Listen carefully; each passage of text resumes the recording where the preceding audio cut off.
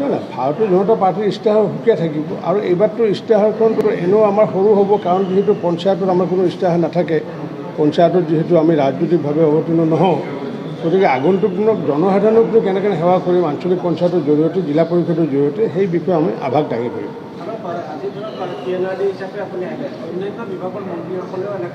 গ্ৰাম্যাঞ্চলৰ লগত জড়িত থকা যিসমূহ বিষয় আছে, সেই বিষয়সমূহ তেওঁলোকে যদি আমাৰ মিডিয়া চেনেলে যদি ভাবে, তেওঁলোকে এতিয়া ধৰক মানে আৰবান অঞ্চলৰ বিষয়টো মাতি পেলাই লাভ নাই, যিহেতু গ্ৰাম্যাঞ্চলৰ বিষয়ৰ লগতে জড়িত, গতিকে নিশ্চিত ওপৰত তেওঁলোকে ব্যৱস্থা ল'ব। বিধানসভা নিৰ্বাচনৰ ছেমি ফাইনেল বুলি ক'ব পাৰিনে পঞ্চায়ত ইলেকশ্যন? নিশ্চিত ওপৰত, কাৰণ কিয় কুচকাৱাজবোৰ হৈ থাকিলে ভাল, কাৰণ কিয় এতিয়া আমাৰ ৰাভা হাছঙৰ নিৰ্বাচনৰ যোৱাকালি আমাৰ কাৰ্যকৰ্তাসকলে জিৰণি ল'লে, আৰু জিৰণি লোৱাৰ পিছত আজিৰ পৰা আকৌ পুনৰ তেওঁলোকক ইতিমধ্যে দায়িত্ব অৰ্পণে কৰিলে। যিসকলে ৰাভা হাছঙৰ নিৰ্বাচনত জড়িত আছিল তেওঁলোক দায়িত্ব অৰ্পণ কৰিলে। গতিকে এনেকুৱাকৈ সমগ্ৰ অসমতে জিলাভিত্তিক দায়িত্ব অৰ্পণ কৰা হৈছে, আমাৰ যি ব্লক ভিত্তিক দায়িত্ব অৰ্পণ কৰা হৈছে। গতিকে আমাৰ কাৰ্যকৰ্তা নিৰন্তৰভাৱে যিহেতু ৰাইজৰ সেৱাত লাগি থাকে, আৰু সেইকাৰণে আমি কওঁ যে ভাৰতীয় জনতা পাৰ্টীয়ে ক্ষমতাত শাসনৰ কাৰণে নাহে, ক্ষমতাত শাসনৰ কাৰণে আহে কংগ্ৰেছে। ভাৰতীয় জনতা পাৰ্টীয়ে শাসনত নাহে, ক্ষমতাৰ বাবে নাহি পেলাই সেৱাৰ বাবে আহে, আৰু এই সেৱামূলক কাৰ্যসূচীবোৰ আমি আগন্তুক দিনতো কৰি যাম।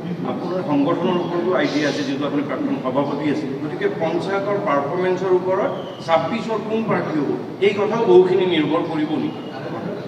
এই বিষয়টো সভাপতি ডাঙৰীয়াই এই বিষয়টো ক'ব, কাৰণ কিয় আমি যিহেতু পঞ্চায়ত, আমি সকলোবোৰ পঞ্চায়ত দখল কৰিব লাগে, কাৰণ কিয় আমি সকলোৰে সহায় সহযোগ। কংগ্ৰেছে কৈছে যে আপোনালোকে ভয় খাই ইলেকশ্যন বহুদিন পিছুৱালে, কংগ্ৰেছে ইলেকশ্যনত দেখুৱাই দিব। ঠিক আছে, আমি অভিনন্দন জনাইছোঁ, শুভেচ্ছা জনাইছোঁ।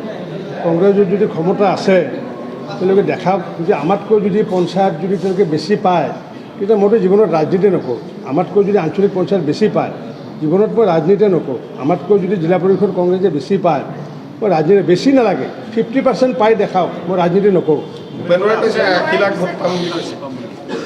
এতিয়া কি পায় নাপায় মই নাযাওঁ, মই এটা কথাই ক'লোঁ যে তেওঁলোকে জিলা পৰিষদ বা আঞ্চলিক পঞ্চায়তত আমাতকৈ যদি বেছি পায়, মই জীৱনত ৰাজনীতি নকৰোঁ। আৰু বেছি নহয়, আধা পাই দেখাওক। জিলা পৰিষদত 50% পাই দেখালেও মই ৰাজনীতি নকৰোঁ। নাই, বিজেপি AGP কংগ্ৰেছ লাভান্বিত কৰা অহা নাই, যিহেতু আমি অন্য নিৰ্বাচনত আমি CRPF নিয়োগ কৰোঁ বা পেৰামিলিটাৰী ফ'ৰ্চ নিয়োগ কৰোঁ। ইয়াতে যিহেতু অসম পুলিচে যিহেতু গোটেই দায়িত্বটো লৈছে, গতিকে অসম পুলিচে দুটা ভাগত তেওঁলোকে নিৰ্বাচনত মানে সহায় কৰিম বুলি কৈছে। সেইটোৰ আধাৰত ৰাজ্যিক নিৰ্বাচনী আয়োগে দুটা পৰ্যায়ত নিৰ্বাচন ঘোষণা কৰিছে। তাত বিজেপি AGP বা জনসাধাৰণৰ লাভ লোকচানৰ কথা নাই। যিহেতু আমাৰ প্ৰভাৰী তত্ত্বাৱধায়কসকলে যিহেতু যাব, আৰু যোৱাৰ পিছত তেতিয়া তেওঁলোকে নিশ্চিত ওপৰত আমাক জনাব।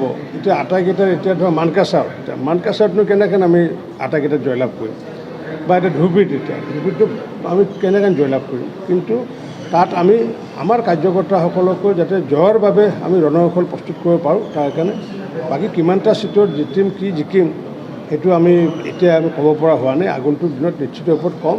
কিন্তু যিহেতু আমি পূৰ্বতে যিহেতু সৰ্বাধিক আসন যিহেতু ভাৰতীয় জনতা পাৰ্টীয়ে দখল কৰিছিলে যোৱাবাৰ পঞ্চায়তত, আৰু এইবাৰ যিহেতু পঞ্চায়ত যিহেতু এইবাৰ ৰাজনীতি মুক্ত কৰা হৈছে, বহু দলে কৈ আছে যে পঞ্চায়তত তেওঁলোকে জিকিব। মইতো মানে শুনি আচৰিত খাওঁ, তেওঁলোকে সংশোধনীখন পঢ়াই নাই না নিৰ্বাচনৰ বিষয়ে গমেই নাপায়। পঞ্চায়তত কেনেকৈ জিকিব? দলেতো পঞ্চায়তৰ কাৰণে এইবাৰতো দলীয় ৰাজনীতি নাথাকে।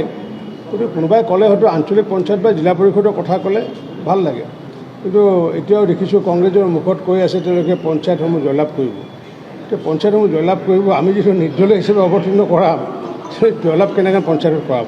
গতিকে এইটো ঠিক, জনসাধাৰণক আমি যিমানখিনি মাননীয় প্ৰধানমন্ত্ৰী নৰেন্দ্ৰ মোদী ডাঙৰীয়াৰ লগতে অসমৰ মুখ্যমন্ত্ৰী ডাঙৰীয়াই যি ধৰণৰ সেৱা আগবঢ়াইছে, আৰু এই সেৱাসমূহ আগবঢ়োৱাৰ ক্ষেত্ৰত আমি মানুহক বহুতে অন্য দলে কয় বা সংবাদ মাধ্যমৰ পৰা প্ৰশ্ন আহে যে হিতাধিকাৰী নিৰ্মাণ কৰাৰ কাৰণে। হিতাধিকাৰী নিৰ্মাণ কৰিব খোজা নাই, আমি তেওঁলোকক যাতে অৰ্থনৈতিকভাৱে যদি আত্মনিৰ্ভৰ হ'ব পাৰে, যাকে 30 লাখ মহিলাক মাননীয় মুখ্যমন্ত্ৰী ডক্টৰ হিমন্ত বিশ্ব শৰ্মা ডাঙৰীয়াৰ বৰিষ্ঠ নেতৃত্বত 3টা বছৰ বা 4টা বছৰৰ পিছত 30 লাখ মহিলাই আত্মনিৰ্ভৰ হ'ব পাৰিব, আৰু মহিলাসকল আত্মনিৰ্ভৰ হ'লেহে আমি অসমখন আত্মনিৰ্ভৰ হ'ব পাৰিম।